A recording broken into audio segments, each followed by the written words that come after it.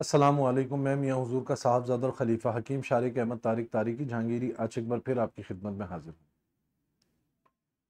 آج کا جو ہمارا ٹاپک ہے وہ بے خوابی سے ریلیٹڈ ہے کہ جو احباب بے خوابی کی وجہ سے پریشان ہیں اور بہت زیادہ خواب آتے ہیں، عجیب و غریب خواب آتے ہیں، تو ایسی مشکل میں انسان کو کیا کرنا چاہیے۔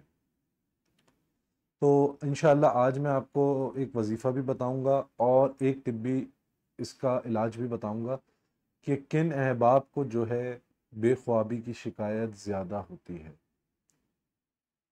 اگر ہم جسمانی بیماری کو مد نظر رکھتے ہوئے یہ چیز محسوس کرتے ہیں کہ ہمیں بے خوابی بہت زیادہ ہے، تو یاد رکھیں جس شخص کو پیٹ کی خرابی یا قبض کی شکایت ہوتی ہے اس کے ساتھ بے خوابی کا عمل بہت زیادہ بڑھ جاتا ہے۔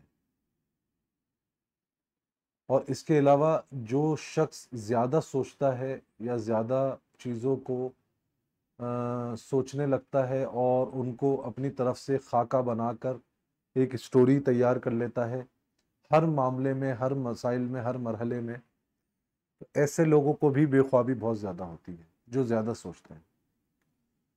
تو قبض کے لیے تو بہت سارے طریقہ کار میں بتا چکا ہوں کہ جس کو قبض کی شکایت ہو وہ پپیتے کا استعمال کرے، امرود کا استعمال کرے، سیب کا استعمال کرے، بہت ساری چیزیں۔ لیکن جو اوور تھنکنگ کی وجہ سے بے خوابی ہوتی ہے جن کو، یا جن کے اوپر جادو کے اثرات ہوتے ہیں، ان کو بے خوابی ہوتی ہے۔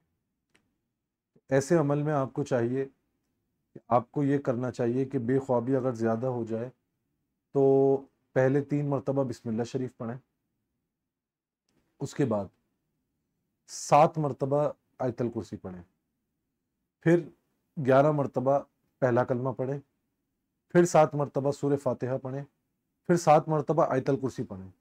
پہلا کلمہ 11 مرتبہ پڑھ کے پھر 7 مرتبہ آیت الکرسی پڑھیں، پھر 3 مرتبہ درود شریف پڑھیں اور اپنے اوپر دم کر لیں۔ یہ عمل آپ نے جب آپ بستر پہ جانے والے ہوں گے تب آپ نے اپنے اوپر کر کے پانی پہ دم کرنا ہے، اپنے اوپر دم کرنا ہے، وہ پانی پینا ہے۔